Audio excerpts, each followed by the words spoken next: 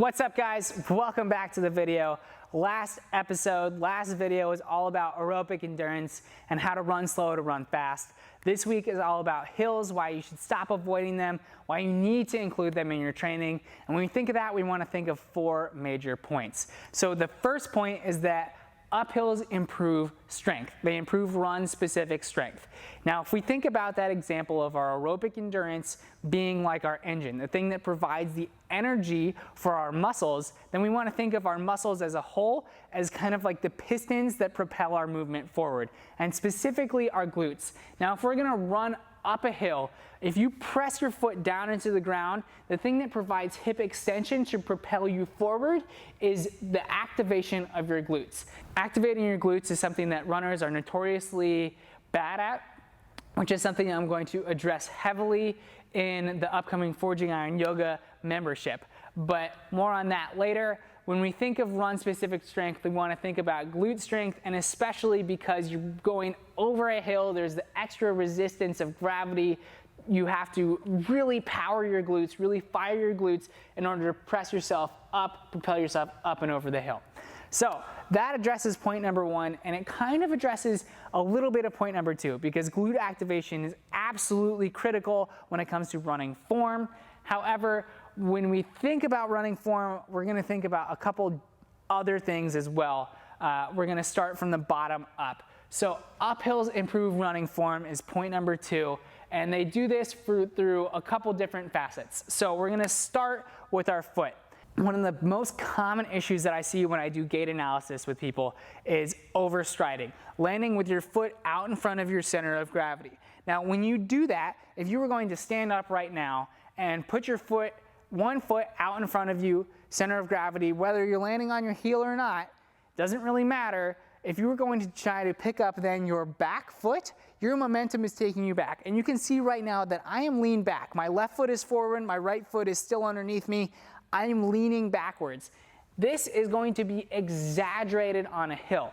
So if we think about coming up to a hill, if we really try to have overextended our stride, then we're going to end up looking like this. Now, if I look like this going up a hill, that exaggeration of me leaning backwards, my momentum trying to go 2 different ways, gravity's going to win and take me further backwards. I'm going to end up falling backwards.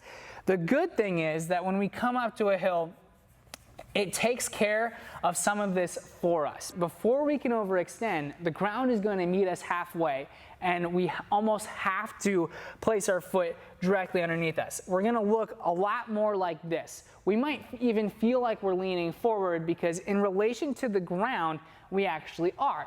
Now, when we come off of the hill, that's actually something that we want to replicate, is a slight forward lean, because now if I'm leaning forward, both my feet are underneath me. If I take one foot up, my momentum is going to take me forward. I have to take a step no matter what. That is the ultimate efficiency, using your body's momentum to take you forward. That's not any muscular strength, that's not any aerobic endurance. That's just using your body biomechanically efficiently. So the next point is going to be our knee drive. In order to get up and over the hill, we need to drive our knees forward. And really, if we're talking about forward movement at all, we need to be driving our knees forward.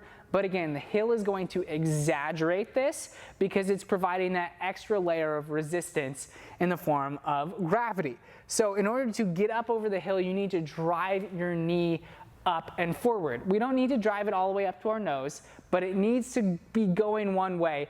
Otherwise, you're going to take really, really tiny steps, and it's going to take you forever to get up the hill. Next thing, similar relation to your knee, is your arms and your core.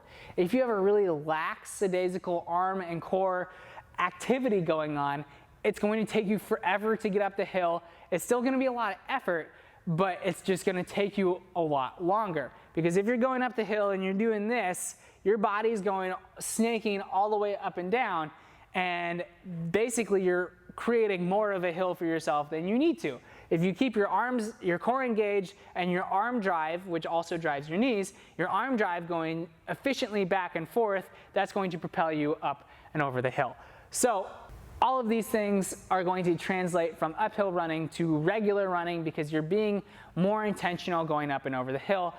purposeful practice makes for perfect practice. So, point number 3 is that downhills improve motor control. Similarly to our foot placement, we also need to be careful of our foot placement where we're going downhill, especially our ground contact time. Because again, you're fighting against gravity. It's in a slightly different capacity, but you're still resisting against gravity. This time, instead of it pulling you backwards, you're trying to prevent it from pulling you forwards and ending up in a crumpled heap at the bottom of the hill. So, you want to get down the hill as smoothly as possible. And in order to do that, it's not taking really long steps where your foot is on the ground for an extended period of time, because if you try to control the movement with your foot, then your knee's not going to like that, your hips aren't going to like that. If you try to control the movement by taking really quick steps and being light on your feet, you're going to end up getting down the hill smoothly, efficiently, and feeling good. So it helps improve motor control, because that's actually what we want to do with having light feet, being light on our feet all the time. Downhill, again, just exaggerates it. We're basically exaggerating everything when it comes to form and trying to translate that to normal running.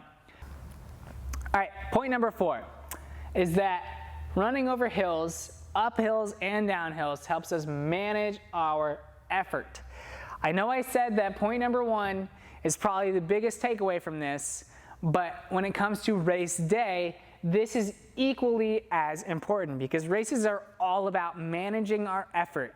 Our body loves a metabolically steady state. It doesn't like a whole lot of fluctuation up and down. Fluctuation up and down can produce really good training benefits, which we'll get to in a future video talking about speed work, high intensity intervals. But when it comes to race day, we want to be as even keel as possible. So when we run up and down hills, it teaches our body how to manage our effort. Now, when we think of this in context of a race, we have a couple different things going on. Let's come over to this little example over here. Let's say that you're trying to run a race at 8-minute pace. But when we think of that, again, we have a couple different things going on. This is probably a topic for a whole other day, but we're going to dive a little bit into it right now. So we want to manage our effort as evenly as possible. But we're measuring things in terms of pace. So we measure our results in terms of pace. So when we come up to a hill, our pace is actually going to decrease and then increase on the downhill. Now, of course, over the duration of the hill, we hope that from end to end that we're averaging 8-minute pace. However, the flip side is that our effort has gone up on the front side of the hill and down on the back side of the hill. Now, it's not entirely even split, again, topic for another day. But we want to make our heart rate as steady as possible, reducing the variation from top to bottom of this range to be as small as we can while maintaining about as even as a pace as we can. This might mean that we really have to back it off going up the hill and then let our body relax going down the hill, because over here, the thing that's physiologically taxing is on our musculoskeletal system. It's not on our cardiovascular system. So our effort decreases. There's still stress on our body, don't get me wrong, but our effort can decrease on the back side, which means our pace can increase. Now, when we try to put all of that together over a race, especially a race that has multiple hills, we really need to manage that variation from top to bottom of our effort, or heart rate, which is a good indication of effort. Now, practicing that in hills, practicing that can be done over hills, even running slowly. Last week, I know I talked about, or last video, I know I talked about how it's possible to run really, really fast off of running really, really slow. And that is still 1,000% true. Let's just add on to it.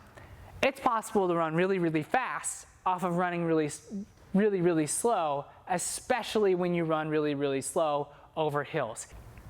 When we think of success in endurance sports, 90 to 95% of our energy is coming from our aerobic system. So that is still the most important thing. That is what's producing our energy. We need that to be as efficient as possible. Hills, whether we're running them quickly or slowly, help us build biomechanical efficiency. That way we can use that energy even more efficiently. So, hope you got a lot out of that video. Share with your training partners, share with your teammates, give it a thumbs up, subscribe for next week's video. That's coming out soon. High intensity interval training. Hope to see you then. Happy training.